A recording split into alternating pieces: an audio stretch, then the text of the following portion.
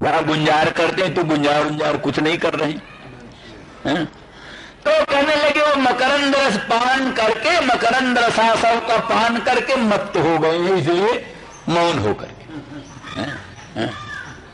पराग रस आसव है, उस आसव को पान करके मत्त हो गए हैं, इसलिए गुंजार रूपी स्वभाव भूल गए, इसलिए बोल न बोल कर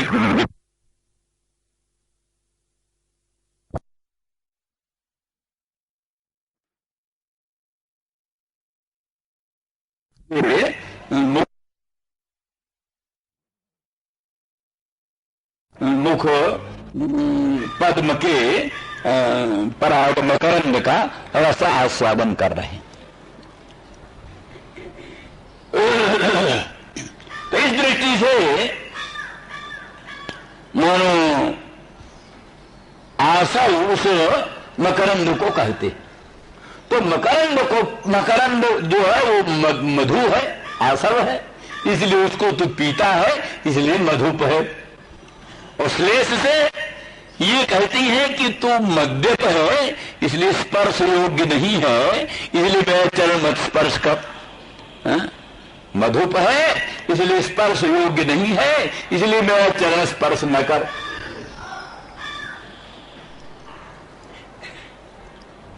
दूसरी दृष्टि से ये कि तू असल में आया है अपने स्वामी से प्रेषित होकर, मदन मोहन श्याम सुंदर ब्रजेंद्र नंदन ने तुझे प्रेषित किया है, भेजा है मुझे मनाने के लिए, परंतु मैं बिल्कुल मानने वाली नहीं हूं, इसलिए तेरा प्रयास व्यर्थ है। मेरे मनाने का जो प्रयास है तेरा ये व्यर्थ है, इसलिए अंग्रिम मां स्पर्श, मेरा चरण मत स्पर्श कर।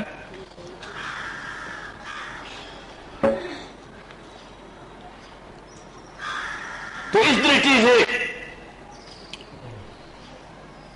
मानो भ्रमर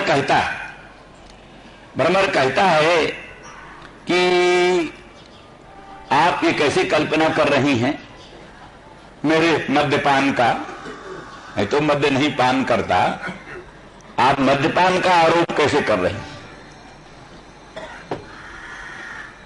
तो वो कहती कितव बंध हो, कितव बंध हो।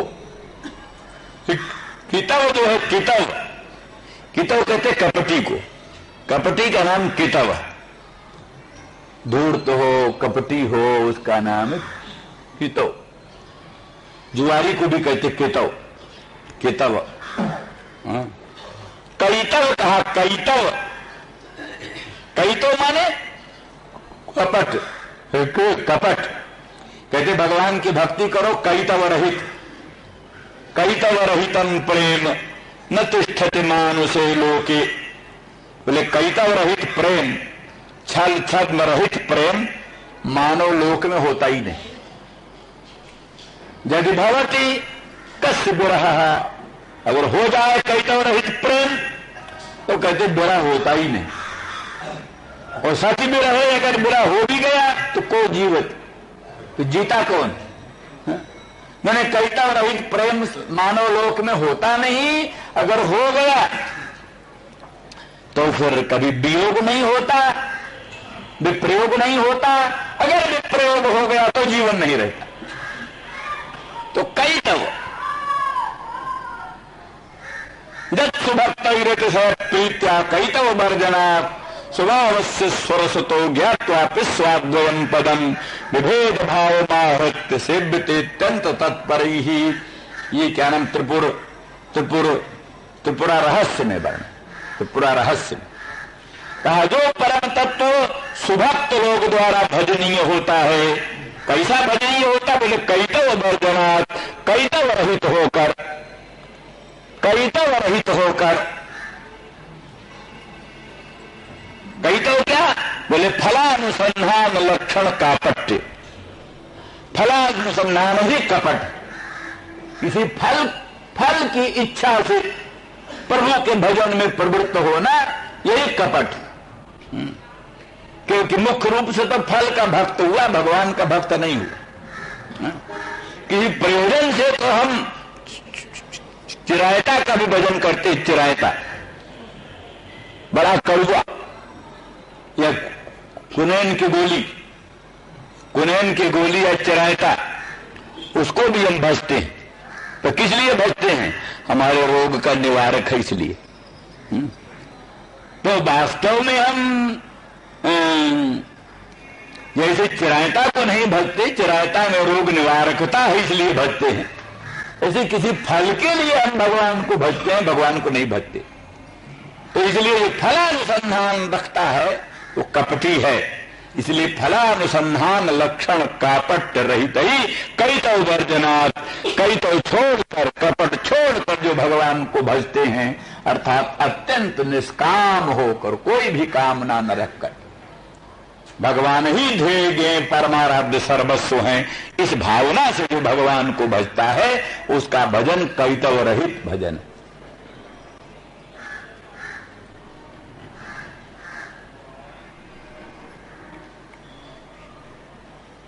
तो इस दृष्टि से कहते कितव, कितव बंधु, कितव है श्री कृष्ण, कपटी है श्री कृष्ण। क्यों कपटी है? अरे हमसे कहा था पहले, न पारे हम निरवध्य संयुजाम स्वसाधु कृत्यम विबुधायुषा पिबह। हे गोपांगना जनों, हम तुम्हारा जो साधु कृत्य है उसका बदला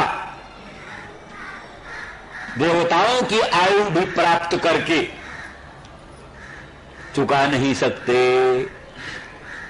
तुम्हारी जो अनन्य प्रीति है, निष्काम अनुराग है, सर्वस्व त्याग है, उसका बदला चुकाने में हम कभी भी समर्थ न होंगे। अगर हजारों ब्रह्मा की आयु भी पा जाएं तो भी तुम्हारे ऋण से हम अनऋण नहीं हो सकते, इसलिए सदा तुम्हारे ऋणी रहेंगे, ये कृष्ण ने कहा। और अब हम लोगों को त्याग करके, छोड़ करके मथुरा में राजाधिराज शाहनशाह चक्रवर्ती बने बैठे।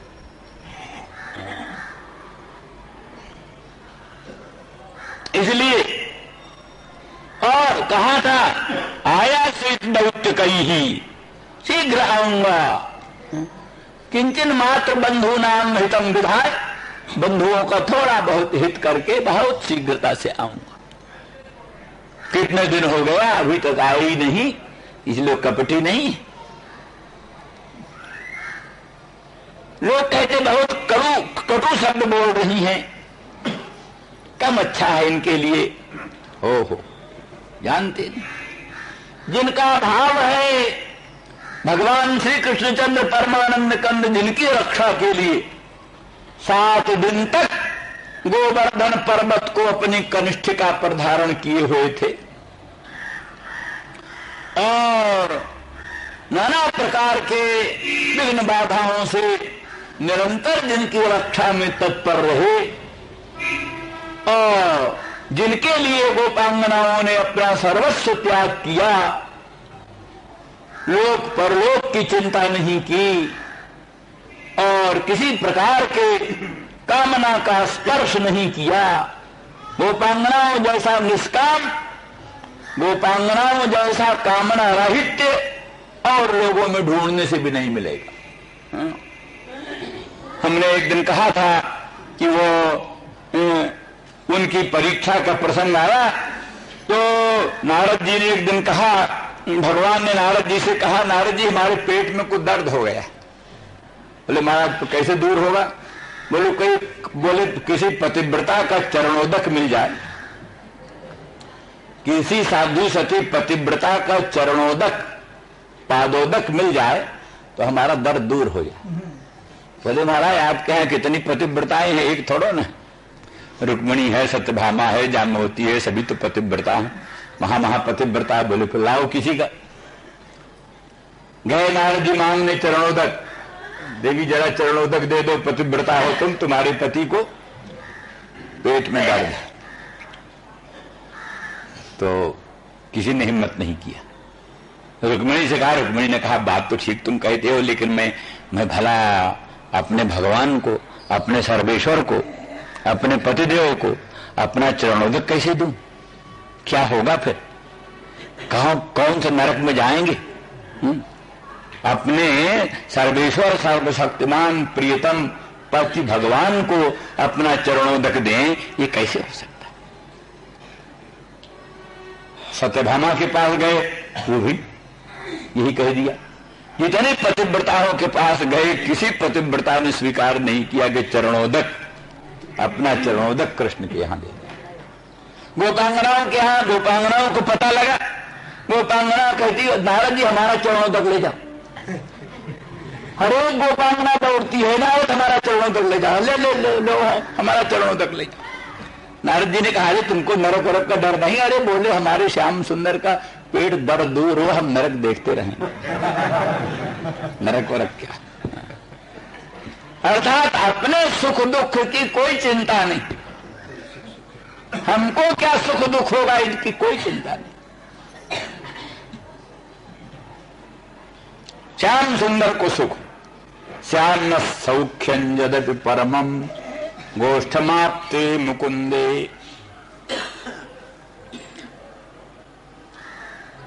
जज्जल्पा पृक्षत हृदयते तस्य मागात् कदापि। कहते जाते समय उद्धव ने पूछा राधा रानी से, बोलो आपका संदेश क्या कह देंगे? तो बोले क्या कहोगे, क्या संदेश बताएं? श्याम न सौख्यं यद्यपि परमं गोष्ठमाप्ते मुकुंदे। अगर मदन मोहन श्याम सुंदर ब्रजेंद्र नंदन गोकुल में आ जाएं, गोष्ठ में आ जाएं, हम लोगों को परम आनंद होगा, अनंत आनंद होगा। लेकिन जब जल्पापेक्षत हृदय थे, जब यहां आने से उनकी थोड़ी सी भी क्षति होती हो, नुकसान होता हो, तो मागात कदापि श्याम सुंदर यहां बिल्कुल ना आए, कभी ना आए। ये है स्वार्थ परित्याग की बात। श्याम सौख्यं यदपि परमं गोष्ठमाप्ते मुकुंदे जज्जल्पापेक्षत हृदयते तस्य मागात् कदापि। और अप्राप्तेस्मिन् यद्यपि नगरात् अर्तरुग्रा भवेन्न, अप्राप्तेस्मिन् यद्यपि नगरात् अर्तरुग्रा भवेन्न। श्याम सुंदर मदन मोहन ब्रज नहीं आते, मथुरा ही रहते हैं, ब्रज नहीं आते, तो हमारी पीड़ा का कुछ ठिकाना नहीं। अनंत अचिंत पीड़ा है और होगी। लेकिन सौख्यं तस्य स्फुरत हृदय चेत तत्र वासं करोतु। उनके हृदय में एक डर सुख होता है, ब्रज में वहां मथुरा में रहने से सुख होता है। सौख्यं तस्य स्फुरत हृदय चेत, उनके हृदय में अगर सौख्य का स्फुरण होता है तो तत्र वासं करोतु। मेरे मदन मोहन वहीं रहें, मथुरा में ही रहें, वहीं रहें। तो ऐसी जिनकी अनन्य प्रीति है, तो वो उन कृष्ण को, जिनके लिए सर्वस्व त्याग किया, वो कृष्ण निष्ठुर होकर और अनियत काल तक मथुरा में बैठे रहें। तो ऐसी स्थिति में ये जो कुछ भी कहें सब इनका वो प्रणय कोप जनित एक चित्र जल्प है, प्रणय कोप जनित चित्र जल्प है और इसका बड़ा महत्व है। कृष्ण भी इस व्यंग को सुनने के लिए लालायित रहते। कृष्ण को कहते कितव कपटी, कृष्ण कपटी, तू उसका बंधु, मधुप तू उसका बंधु, तू उस कितव का, कृष्ण का तू बंधु। क्यों? उनका भी नाम मधुपति और तुम्हारा नाम मधुप, तुम्हारा नाम मधुप, उनका नाम मधुपति।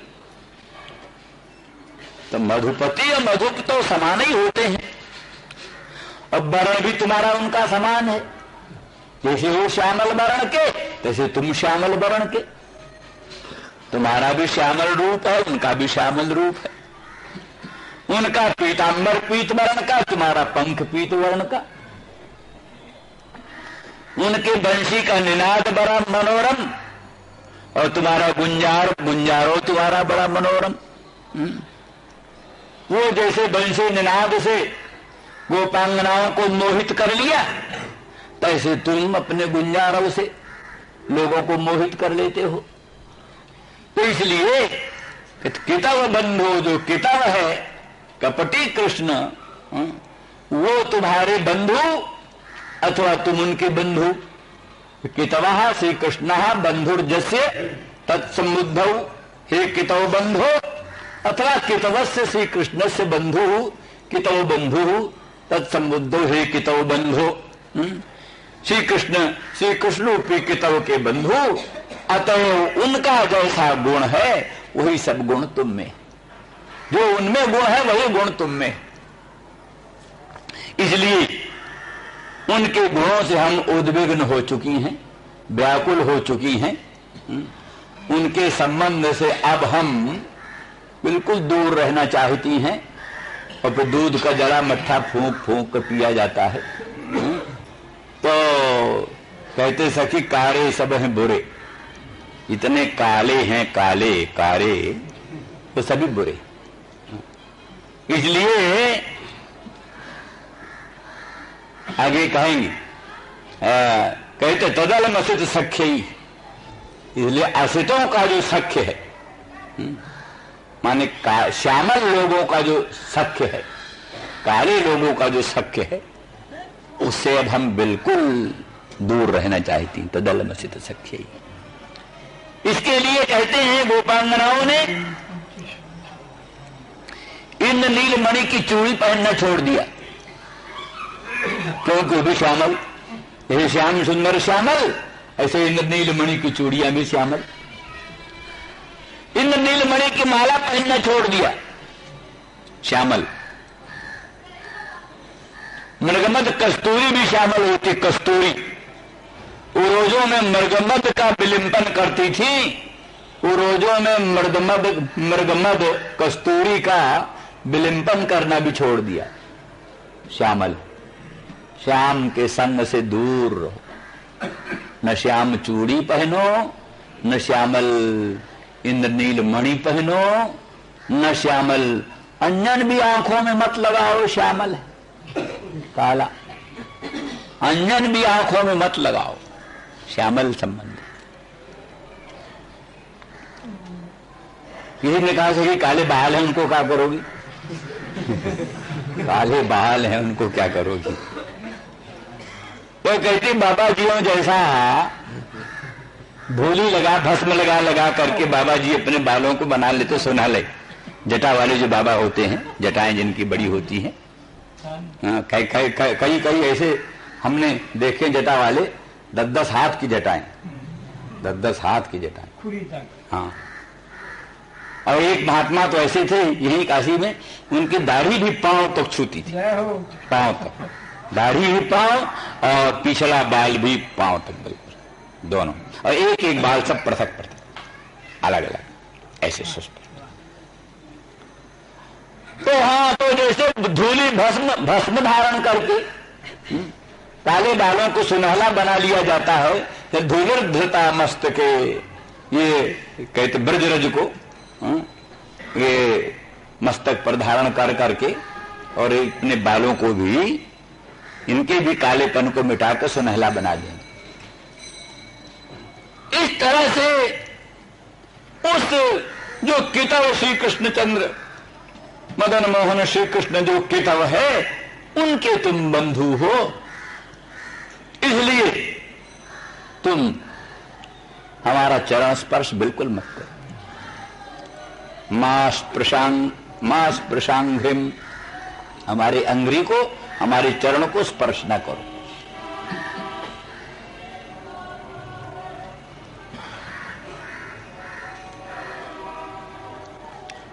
मानो वो कहता है कि हम दो पुनः पुनः अपना अपराध क्षमा कराते हैं, अपराध क्षमापन करते हैं, प्रार्थना करते हैं। आपका चरण स्पर्श से हम पवित्र हो जाएंगे, जन्म जन्मांतर के, युग युगांतर के, कल्प कल्पांतर के पाप पुण्य नष्ट हो जाएंगे। मेरे स्वामी श्याम सुंदर ब्रजेंद्र नंदन मदन मोहन ने हमको भेजा है कि आपका चरण स्पर्श करके, आपके चरणारविंद का रज स्पर्श करके हम कृतार्थ हो जाएं, कृतकृत्य हो जाएं। तब कहती हैं, इसीलिए तो हम कहते हैं तुम मधुप कितव बंधु, हे मधुप तुम कितव के बंधु हो, इसलिए तुम्हारे स्वामी, तुम मधुप हो, तुम्हारे स्वामी भी मधुप हैं। मधु का अर्थ मधुन कुरून वा इत्यादि वचनों में यदुवंशी भी मधु शब्द से कहे जाते, इसलिए माधव मधु वंश में उत्पन्न होने के कारण माधव, मधुवंशी होने के कारण कृष्ण का नाम माधव। माया धवा माधवा ये भी है, मां लक्ष्मी उसका धवा पति माधवा ये भी है। पर मधु यदुवंशी, यदु अंधक वृष्णि अंधक मधु ये सब जातियां हैं उनके भीतर की। तो वो यदु पान में बड़े प्रसिद्ध हैं, सोरा पान में यदुवंशी बड़े प्रसिद्ध है। हाँ, बलराम आदि थे, बारुणी पान निष्णात, तो उन्हीं के वंश में उन्हीं के अधिपति माधव हैं। तो तुम भी मधुप, तुम भी मधुप, तुम्हारे स्वामी भी मधुप, इसीलिए कैसे मनाना चाहिए, दौत्य कर्म कैसे करना चाहिए, ये न तुमको मालूम न उनको मालूम। दौत्य कर्म कैसे करना चाहिए ये तुम्हारे स्वामी को भी नहीं मालूम, तुमको भी नहीं मालूम। क्यों? अरे बोले कि मधुप की तो बंधो मां स्पृशांघ्रिम, क्यों? सपत्न्या कुछ बिलुलित माला स्मसुभिर। कहते हैं कि तेरा जो श्मश्रु है, तेरा जो श्मश्रु है माने मोछ के बाल, मोछ के बाल को श्मश्रु कहते हैं, श्मश्रु। तो तेरे श्मश्रु में, तेरा श्मश्रु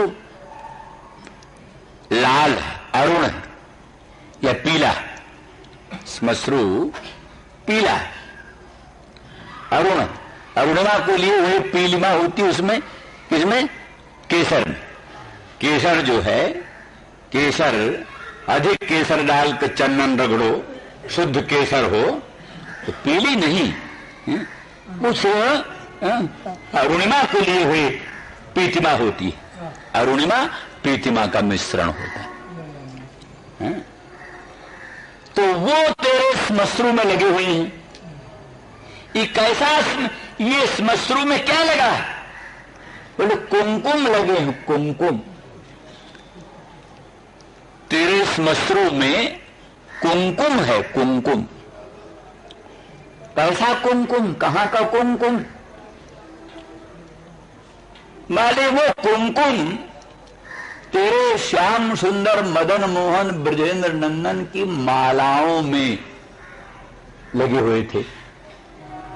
श्याम सुंदर ब्रजेंद्र नंदन कृष्णचंद्र ने जो माला पहन रखी, बनमाला, कमल के फूलों की माला, तुलसी कुंद मंदार पारिजात सरोरु है पंचभी रचिता माला, ये जो आपाद लंबिनी माला, वो माला में वो कुमकुम लगा हुआ है। तो माला के सौगंध रस का आस्वादन करने के लिए अपने बंधु श्याम सुंदर ब्रजेंद्र नंदन मदन मोहन के उस माला में जो लगे हुए कुमकुम हैं, उन कुमकुम का तो रसास्वादन करता है। उसके कारण तेरा श्मश्रु वो पीला हो गया है, लाल हो गया है। और वो माला में कृष्णचंद्र परमानंद कंद के माला में श्मश्रु कहां से आया? तो माला में कुमकुम कहां से आया? उस माला में कुमकुम कहां से आया? बोले सपत्न्या कुछ बिलुलित माला कुमकुम श्मश्रुभिर्नः। जो मथुरा धाम में रहने वाली नागरी कुब्जा आदि रुक्मिणी आदि, तो मथुरा नगर की जो कृष्ण प्रेयसी, कृष्ण की प्रियतमाएं, उनके उरोजों में जो लगा हुआ कुमकुम, केसर हरिचंदन मिश्रित कुमकुम, उन नागरी जनों के उरोजों में संलग्न था। वही श्री कृष्णचंद्र परमानंद कंद की माला में लग गया, और उसी माला को तुमने आघ्राण किया तो तुम्हारे श्मश्रुओं में वही कुमकुम आ गया। उस कुमकुम के द्वारा तू उन श्मश्रुओं से मेरा स्पर्श करेगा तो मैं अशुद्ध हो जाऊंगी, इसलिए तू मेरा स्पर्श न कर। क्यों कि शास्त्रों में लिखा उच्छिष्ट चीज किसी का स्मरण भवति। राम जय राम जय जय राम। राधा रानी कहती हैं मधुपखितौ बंधो मां स्पृशांघ्रिं सपत्न्या उच्च बिलुलित माला कुंकुम श्मश्रुभिर्नः वहतु मधुपतिस्तन्मानिनीनां प्रसादं यदु सदस्य विडम्ब्यं जस्य दूतस्त्वमीदृक्।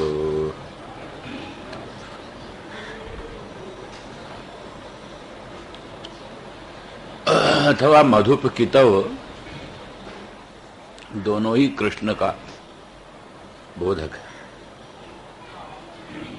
कितवः क्या नाम है? मधुपः कितवश्च, मधुप भी है और कितव भी। श्री कृष्ण मधुप भी माने मधुपान करने वाले, यदुवंशी होने के कारण मधुप भी हैं। मधु मादक द्रव्य, आसव, मादक आसव, उसको पीने वाले मधुप हैं और कितव भी हैं, माने सठ भी, सठ कितव, बंचक कितव, ये सब एक के बोधक, एक ही अर्थ के बोधक।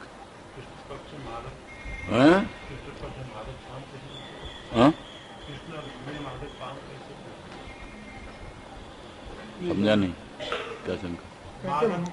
मधुपान कैसे करेंगे मधुप में? वही ज्यादा होने से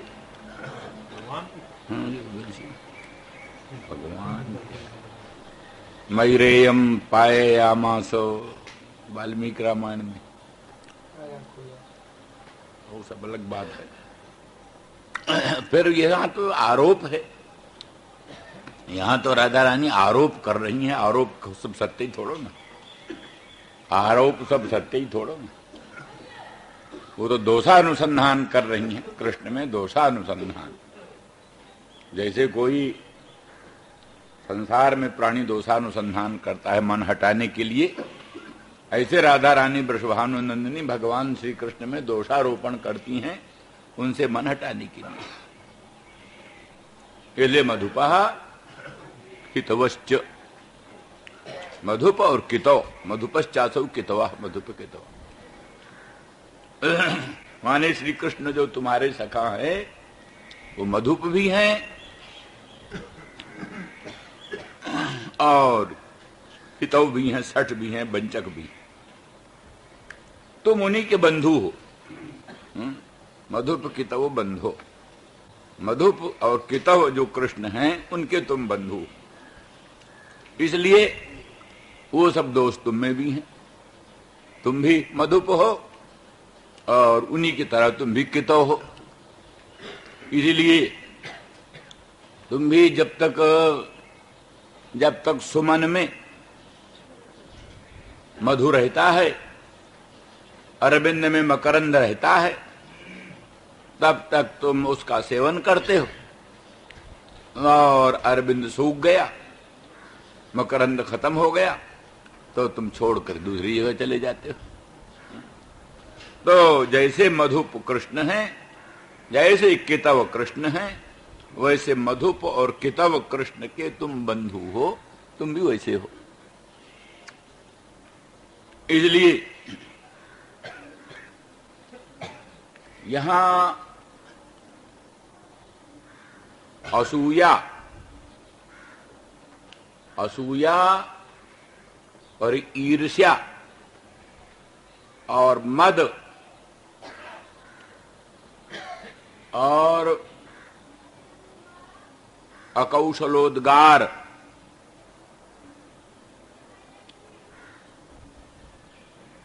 ये सब प्रजल्प के लक्षण।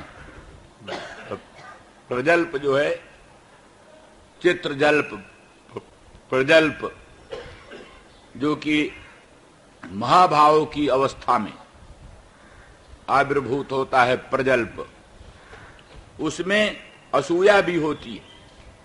तो हितव पद से, हितव माने भगवान कृष्ण को वंचक कह करके, कितव कह करके असूया करती हैं उनकी। गुणों में दोषारोपण असूया, गुणों में भी दोषारोपण असूया। यही सब अन्यत्र दोष भी होता है, अन्यत्र यही सब दोष है। लेकिन प्रेमोन्माद में प्रेमी के द्वारा अपने प्रियतम के लिए जो ऐसे कहे जाते हैं, ये सब गुण। ऐसे कहा ना, कहीं तो तृष्णा, तृष्णा कहीं दोष है, लालसा तृष्णा कामना दोष है, परंतु भगवान की प्राप्ति की कामना, भगवान की प्राप्ति की तृष्णा, वो गुण है, लोकोत्तर गुण है। बड़े भाग्य से किसी को भगवत पद प्राप्ति की तृष्णा होती है, भगवत पद प्राप्ति की लालसा होती है। उसी तरह से यही भाव अन्यत्र संसार में प्रयुक्त हो तो दोष है, परंतु राधा रानी वृषभानुनंदिनी जो श्री कृष्ण प्रेम में उन्माद अवस्था में पहुंची हुई है, महाभाव की अवस्था में पहुंची हुई है, उस समय जो कृष्ण के प्रति इस प्रकार का दोषारोपण, वो गुण है। तो इसलिए कितव शब्द के द्वारा वो असूया व्यक्त की गई। और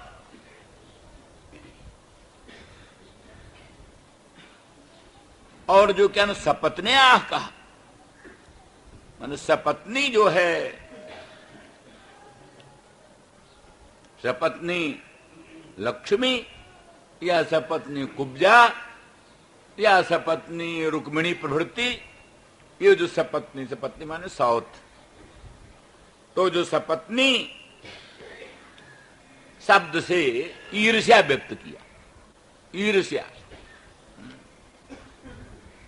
तो इस प्रजल्प में एक वाक्य में असूया भी व्यक्त हो रही है और ईर्ष्या भी व्यक्त हो रही है,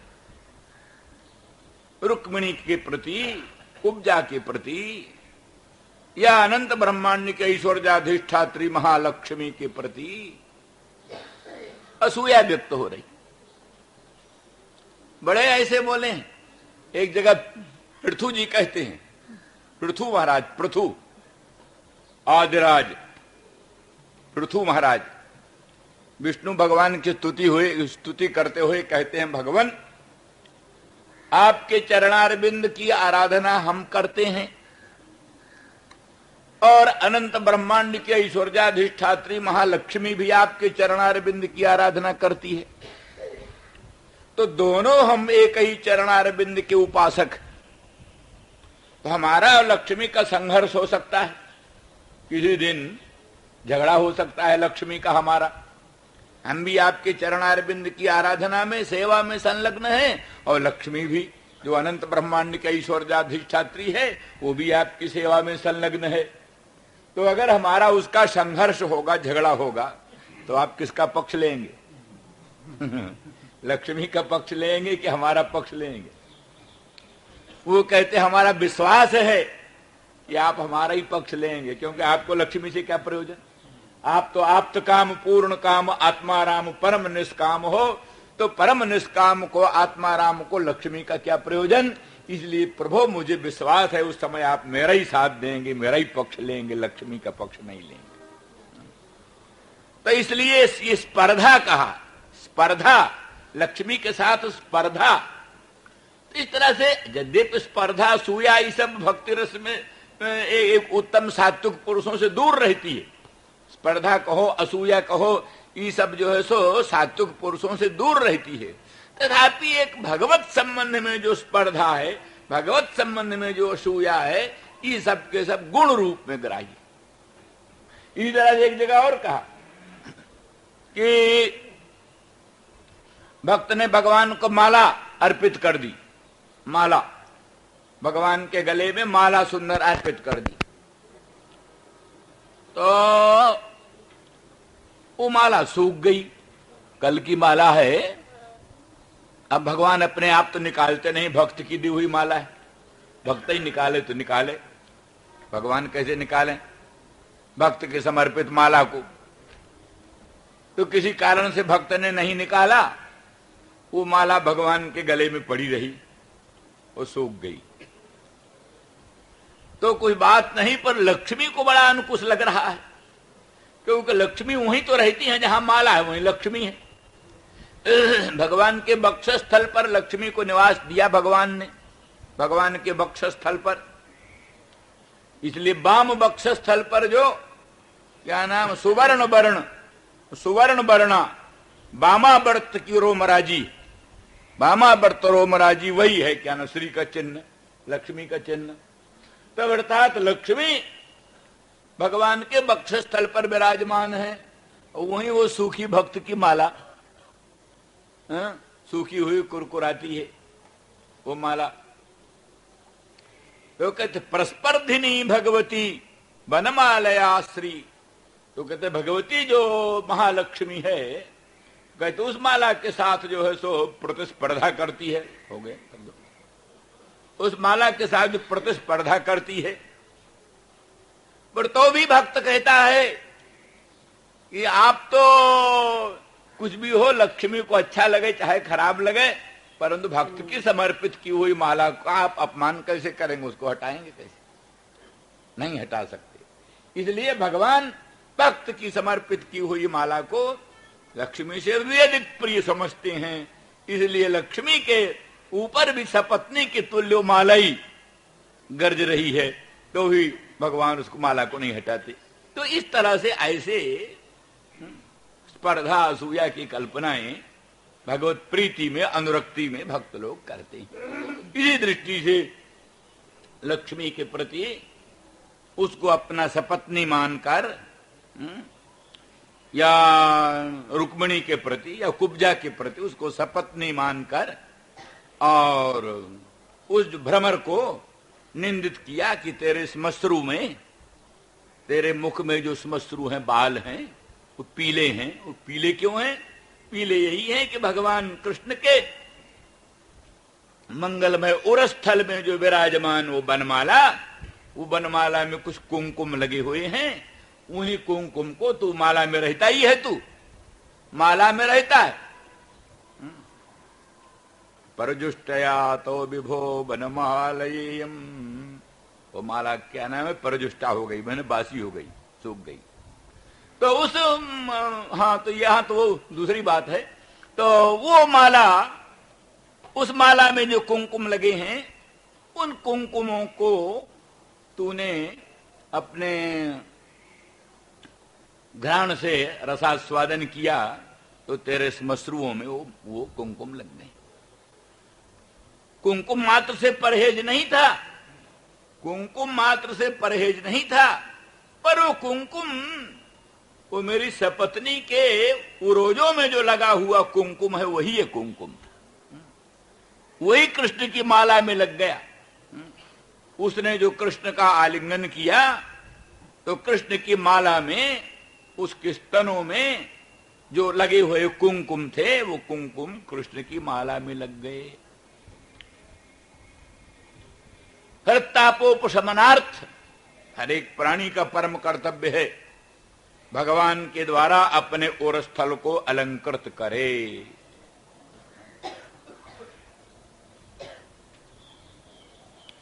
लिखा है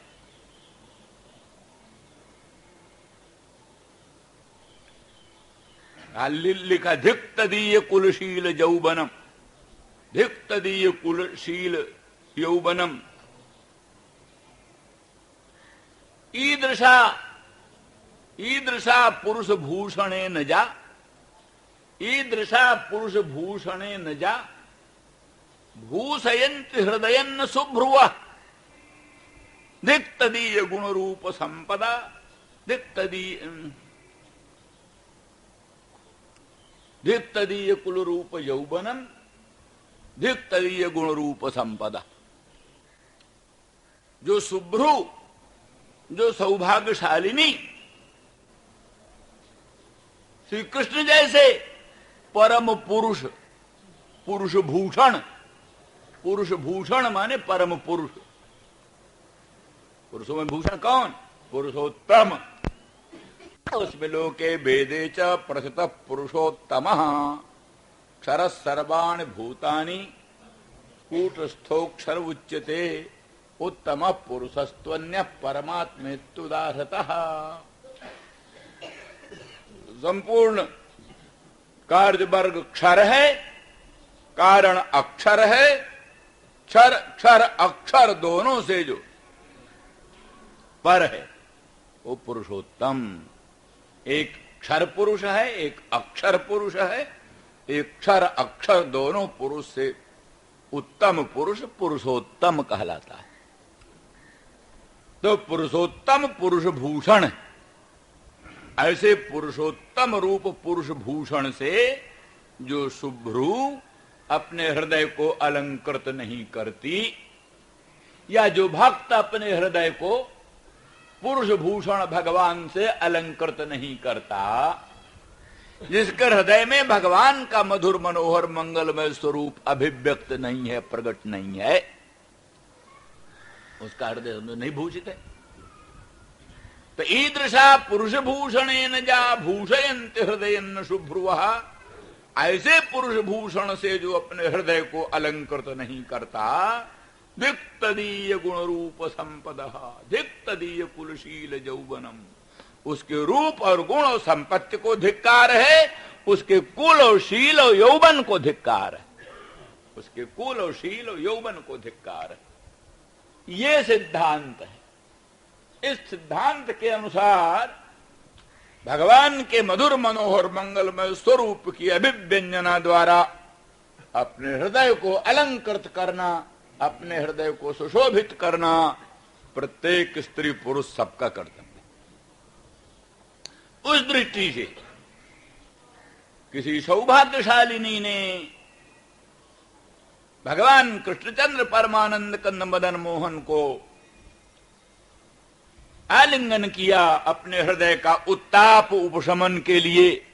हृदय में जो शोक है, मोह है, नाना प्रकार का दोष है, तब लग बसत जीव और नाना, काम क्रोध मत्सर मद नाना, जब लगी प्रभु प्रताप रवि नाही, ममता तिमिर तरुण अंधियारी, राग द्वेष उलूक सुखकारी। प्राणी के हृदय में ममता तिमिर तरुण अंधियारी, ममता रूपी जो तिमिर तरुण है, तरुण तिमिर है, माने तीव्र तीव्र जो उग्र, तरुण जो तिमिर अंधकार, वो क्या ममता, ममता ही घोर अंधकार है। तो जिस हृदय में ममता रूपी घोर अंधकार रहे, वहीं काम क्रोध आदि उल्लू छिपे रहते, अंधेरे में उल्लू छिपे रहते। उल्लू कहां रहते हैं? अंधेरे में। तो ममता रूपी तिमिर तरुण जहां रहता है वहां राग द्वेष उल्लूक सुखकारी, राग द्वेष लोग उल्लू बैठे रहे। काम क्रोध मत्सर मद नाना, काम और क्रोध और मत्सर और मद, ये अनेक दोष उसी हृदय में बने रहते हैं। कब तक ये रहते हैं? जब लगे प्रभु प्रताप रवि नाही, जब तक प्रभु का प्रताप रूपी सूर्य उदय नहीं। सूर्य जो उदय हो जाए तो अंधकार का कहां पता। जैसे प्रभु प्रताप रवि, कहते प्रभु प्रताप सूर्य का प्रादुर्भाव हो जाए तो फिर ममता तिमिर तरुण अंधियारी मिट जाती है और सब बात हो जाती है। तो इस तरह से हृदय में ये जो सब उत्ताप हैं, इन उत्तापों को उपशमन करने के लिए कोई सौभाग्यशालिनी, कोई सौभाग्यशाली पुरुष भगवान को अपने हृदय में लगाती है, भगवान को अपने हृदय से संलग्न करती है। तो उस समय जो उस सपत्नी ने भगवान श्याम सुंदर कृष्णचंद्र परमानंद कंद का आलिंगन किया, उनसे अपने हृदय को अलंकृत किया, तो उनकी बनमाला में उसके वक्षस्थ, उसके बक्षोज में, उरोजों में लगे हुए जो कुंकुम हैं वो कुंकुम उसमें लग गए। उस कुंकुम को इस मकर, इस क्या मधुप ने, भृंग ने आघ्राण किया और इसके मूछों में, श्मश्रुओं में वो कुंकुम लग गए। तो कहते हैं ये तेरा कुंकुम जो है ये वो सपत्नी के उरोजों का कुंकुम है, इसलिए मेरे लिए अस्पर्श्य है, इसलिए मेरे चरण को स्पर्श मत करो। ईर्ष्या, सपत्नी के प्रति ईर्ष्या विशेष। तो असूया की अभिव्यंजना हुई और ये जो है सो ईर्ष्या की अभिव्यंजना हुई।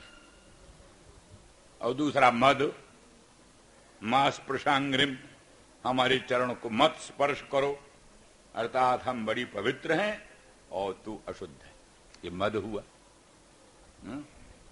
तो स्वभाव से भक्त तो दीन होता है, भक्त में मद नहीं होता, भक्त में दैन्य होता है। अपने आप को सबसे छोटा मानता है भक्त। तृणादपि सुनीचेन तरोरिव सहिष्णुना अमानिना मानदेन कीर्तनीय सदा हरि। श्री हरि का कीर्तन करो। कैसे कीर्तन करो? कहते हैं तृणादपि सुनीचेन, तिनके से भी सुनीच बन जाओ। तिनका जो है ना तृण, रास्ते में पड़ा हुआ तृण, उससे भी सुनीच बन जाओ, उससे भी छोटा अपने को मानो।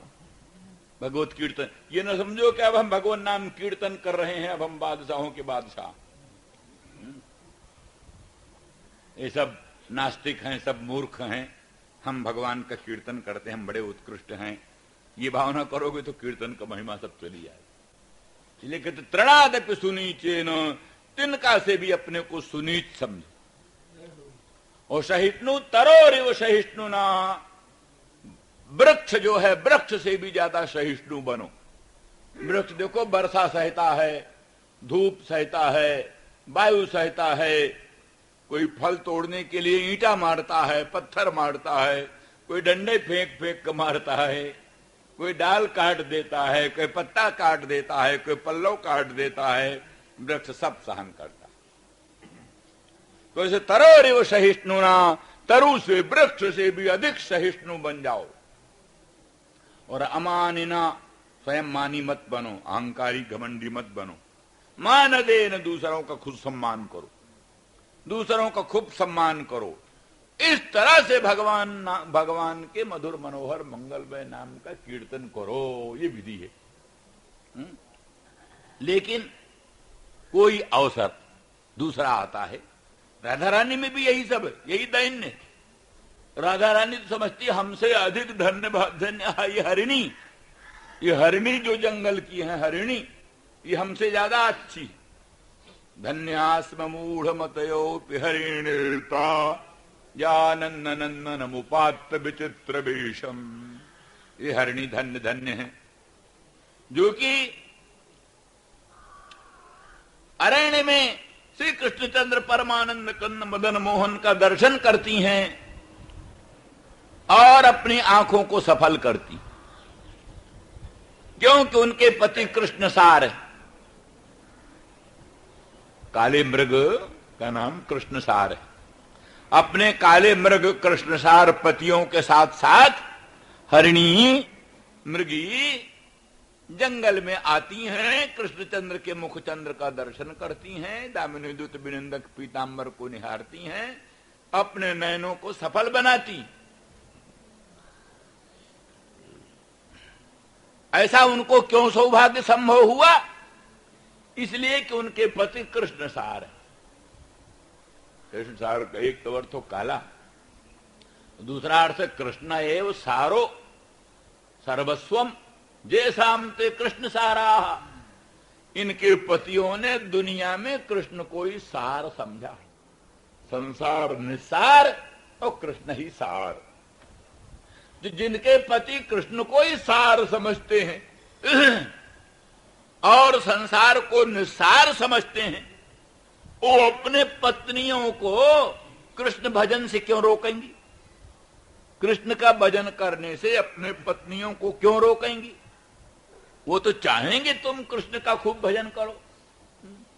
तो इसलिए इनके पति कृष्ण सार हैं, वो कृष्ण को ही सार मानते हैं, संसार को निस्सार मानते हैं, इसलिए अपने पत्नियों को साथ लेकर आते हैं, स्वयं कृष्ण का दर्शन करते हैं और अपने पत्नियों को भी कृष्ण का दर्शन कराते हैं। इसलिए ये हरिणियां धन्य धन्य हैं। बोले तुम भी अपने पतियों के साथ जाओ, भगवान के दर्शन करिए आओ। बोले हमारे पति तो अभिमान सारा, वो कृष्ण सार नहीं है, वो अभिमान सार हैं। वो तो अभिमान को ही सार मानते, अभिमान सार है। कृष्ण भी निस्सार, अभिमान भी सार, अभिमान सार। तो जो अभिमान को सार मानता है वो काहे कृष्ण भजन में लगे। इस तरह से अपनी अपेक्षा हरिणियों को धन्य धन्य समझती, अपनी अपेक्षा बांस की बंशी को धन्य धन्य समझती। ये बांस की बंशी धन्य धन्य है जो भगवान के मुखचंद्र पर विराजमान होकर उनके सुमधुर अधर सुधा रस का पान करती है। ये बंशी धन्य धन्य है। अपने को बहुत छोटी समझती है। कहते जैसे रंग को चिंतामणि दुर्लभ है, ऐसे श्याम सुंदर ब्रजेंद्र नंदन मदन मोहन हमारे लिए दुर्लभ। दुरापजन बर्तनी रत्न पुत्र पाभू इत्यादि इत्यादि समझ लेना। तो इन सब दृष्टियों से राधा रानी में उद्दयन खूब है। तो भी एक प्रेमोन्माद की दशा में, प्रेम का जो उन्माद होता है महाभाव दशा में, महाभाव दशा में जो एक प्रेम का उन्माद होता है, उस उन्माद की अवस्था में ये मद अपना उत्कर्ष और उन सपत्नियों के प्रति ईर्ष्या और उनका अपकर्ष और उनके कुमकुम से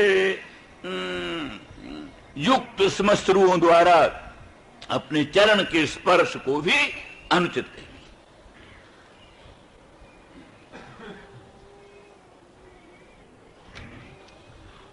यही उनकी कल्पना है। कि एक बात यहां है, मधुप कहता है देवी राधा रानी वृषभानुनंदिनी श्री कृष्ण प्राणेश्वरी माता, अच्छा मैं आपका चरण स्पर्श योग्य नहीं, मैं जाता हूं लौटकर मथुरा। श्याम सुंदर ब्रजेंद्र नंदन स्वयं पधारेंगे, स्वयं आएंगे, स्वयं आपका चरण स्पर्श करेंगे और आपका मान मनाएंगे और आपको प्रसन्न करके और आपके सन्निधान में आपका अनुग्रह प्राप्त करेंगे। इस पर वो कहती हैं बहुत मधुपतिस्तन मानिनी नाम प्रसादम, बहुत मधुपतिस्तन मानिनी नाम प्रसादम। मधुपति जो कृष्ण हैं, मधुपति जो कृष्ण हैं, जो उनकी मानिनी गण है, मानिनी, कृष्ण की जो मानिनी, अनुरागिनी, प्रणयिनी, कृष्ण की जो प्रणयिनी, मानिनी, उन्हीं का मान, उन्हीं का प्रसाद प्राप्त करें। अर्थात मथुरा नगर में रहते रहते वहां की जो उनकी सहस्त्रों पट रानियां हैं, उनका ही प्रसाद बहतु, उनके ही प्रसाद को प्राप्त करें। और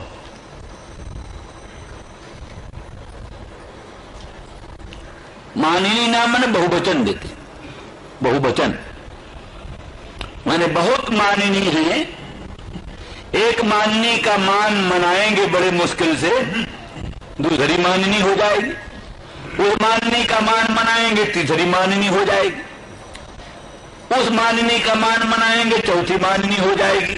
इस तरह से उनकी सारी आयु मानिनियों का मान मनाने में ही बीत जाएगी। ब्रज में काहे को आएंगे? वृंदावन में क्यों आएंगे? मथुरा में क्यों, हमारे गोकुल में क्यों आएंगे? वो तो अपरिगणित मानिनियों का मान मनाते मनाते ही उनका सारा समय चला जाए। कभी कभी भक्त को लगता है,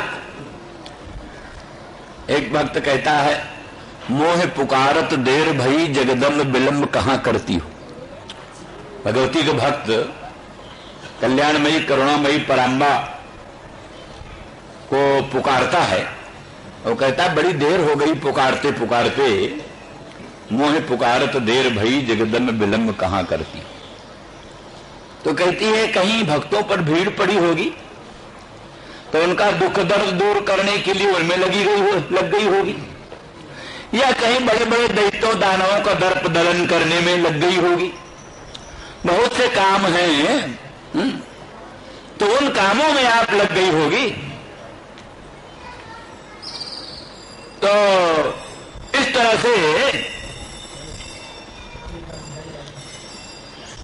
से अनेक काम हैं। कहीं भक्तों पर भीड़ पड़ी होगी, कहीं दैत्यों दानवों के दर्प दलन करने में लग गई होगी, कहीं और नाना प्रकार के कार्यों में लग गई होगी। भक्त व्याकुल होता है। तो विभिन्न विभिन्न भक्तों के काम में भी भगवान को देरी होए तो वो भी भक्त को व्याकुलता का कारण बनता ही है। उसको अपने लिए तो भगवान के मिलने में विलंब हो ही रहा। ऐसे भगवान के भक्त तो अनेक हैं, अनंत हैं, एक नहीं। और भक्तों का भगवान एक ही है। भगवान 10, 20, 100, 50 नहीं। भगवान तो अनंत अखंड वेदांत वेद्य सच्चिदानंद घन पर ब्रह्म प्रभु एक ही है। रूप उसके भले अलग अलग हो जाएं, रामचंद्र का रूप, कृष्णचंद्र का रूप, शिव सदाशिव का रूप भले हो जाए, पर तत्व तो एक ही है। एक ही अनंत अखंड सच्चिदानंद घन पर ब्रह्म है, वही अनेक रूप में प्रकट होता है। तो भगवान एक और भक्त अनेक। तो अनेक भक्त भगवान को अपनी अपनी ओर खींचे। तो जो भक्त भगवान के विप्रयोग जन तीव्र ताप से संतप्त है, उसको ये भी बात खलती ही है। इसी तरह से राधा रानी वृषभानुनंदिनी संबंध में भी कल, ये भी तो सब बड़े भाग्य से जन्म जन्मांतर के पुण्य से। कुब्जा का कोई कम सौभाग्य था? कुब्जा जन्म जन्मांतरों की पूर्णशालिनी थी, तो संसार से नहीं तो और कोई वरदान मांग लेती। हमको साम्राज्य मिल जाए, हमको स्वराज्य मिल जाए, हमको मोक्ष मिल जाए, हमको अनंत धन धान्य मिल जाए, बहुत सा वर मांग सकती थी। और दुनिया का कोई वर न मांग करके केवल भगवान श्री कृष्णचंद्र परमानंद कंद मदन मोहन को ही अपने पति रूप में, अपने सर्वस्व रूप में मांगा। तो जन्म जन्मांतर की पूर्णशालिनी है। हमारा मन भगवान के पादार बिंद मकरंद का मिलिंद हो जाए, ये कितने पुण्य का फल है। बड़े बड़े जोगींद्र मुनींद्र अमरात्मा परमहंस तरसते रहते हैं, हमारा मन भगवान के पादार बिंद मकरंद का लंपट हो जाए, विलिंद हो जाए। इस प्रकार से कुब्जा भगवान के चरणार बिंद मकरंद का मिलिंद बन गई। जन्म जन्मांतर का पुण्य। फिर क्या कहना है, रुक्मिणी सत्यभामा प्रभृति तो और उच्च कोटि की है।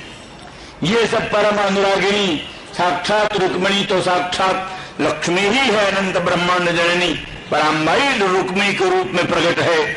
ये सब बड़े बड़े भाग्यशाली हैं।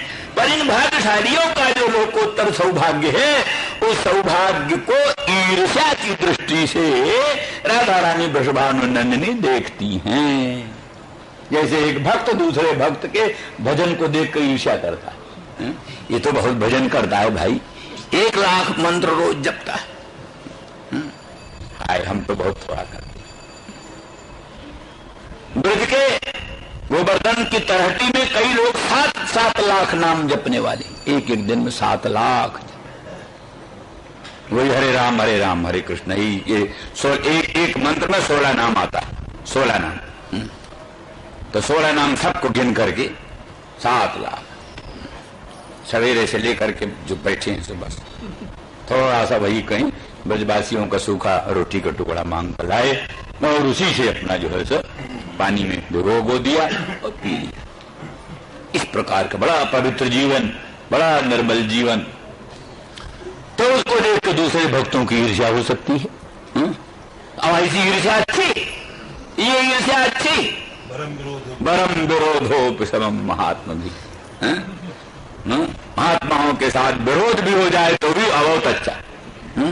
तो विरोध होने पर उनसे स्पर्धा होगी, उनमें जैसे गुण है उन गुणों को अपने में लाने की कोशिश करें। युधिष्ठिर का गुण, युधिष्ठिर से दुर्योधन का विरोध था, इसलिए दुर्योधन कोशिश करता था कि जो धर्मराज युधिष्ठिर में उत्तम उत्तम गुण हैं वो सब हम में आ जाए, कोशिश करता। इस तरह से तो इस प्रकार से वो जो सपत्नी है रुक्मिणी प्रभृति, कुब्जा प्रभृति, बड़ी बड़ी भाग्यशालिनी, उनके उस सौभाग्य से, उनके सौभाग्य से ईर्ष्या करती हुई और उनसे अपना उत्कर्ष समझती हुई उनके उरोजों के कुमकुम को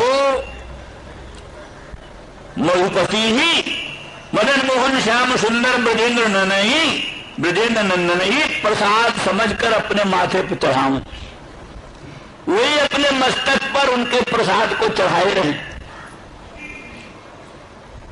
क्योंकि मधुपति है वो मधुप है, मधुपान करने वाले हैं।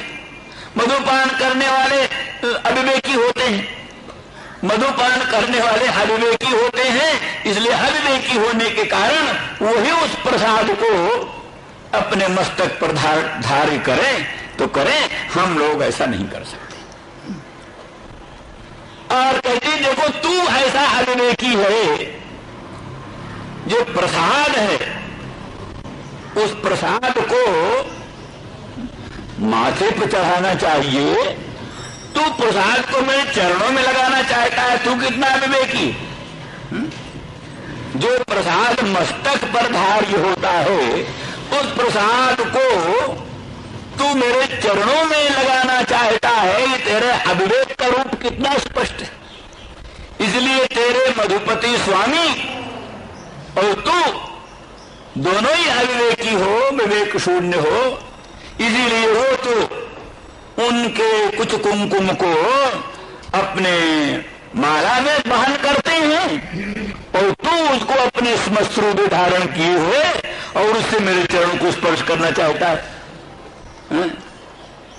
और ये फिर ये तो नहीं सोचता कि ये मान मनाने का ढंग है कि उल्टा और क्रोध करने का ढंग है। इसी तो और क्रोध उत्पन्न हो सकता है।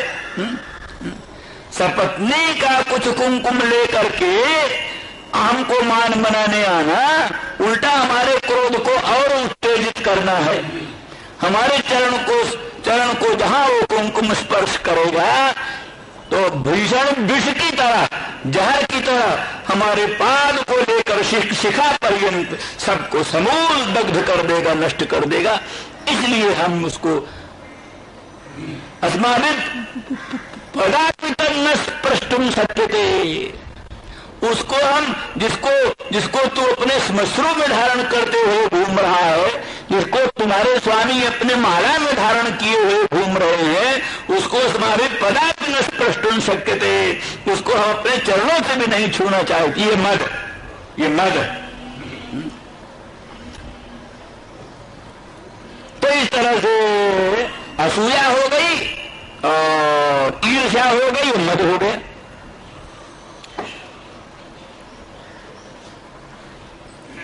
और एक अवधीरणा माने एक प्रकार की क्या नाम, भर्त्सना भातु मधुपति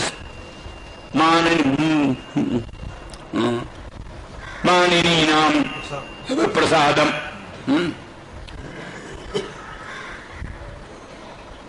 ये अवधीरणा भर्त्सना। और अकौशल उद्गार माने तुम्हारे श्याम सुंदर मदन मोहन की अकुशलता तो देखो, अदक्षता, अकुशलता।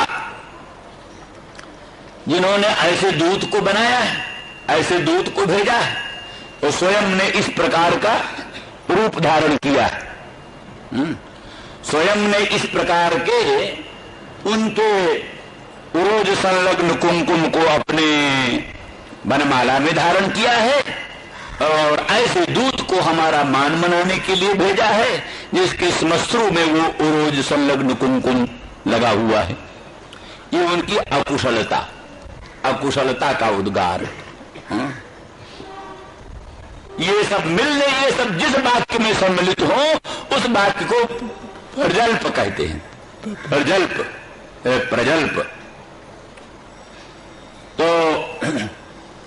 इस प्रकार से राधा रानी वृषभानु नंदिनी इस पद्य के द्वारा भगवान श्री कृष्ण के प्रति अनुराग से, प्रणय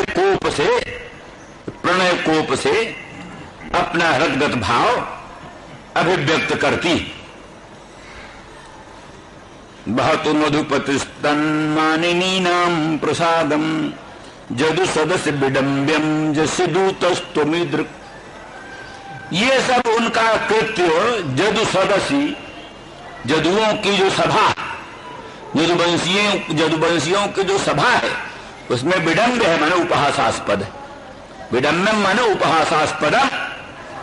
जदुवंशियों के बीच में ये उनके उपहास की बात है। तो तू जो अपने श्मश्रु में कुमकुम लिए हुए घूम रहा है उनकी अपकीर्ति फैला रहा है, अजस फैला रहा है। चुपचाप जाकर अपने स्वामी के पास बैठ और उनके मधु की रक्षा कर। वो मधुपान करें तो उसके मधु की रक्षा कर। बस वो मधुपाई है और तू जाकर के उस मधु की रक्षा कर। मधुपातीत मधु की रक्षा कर।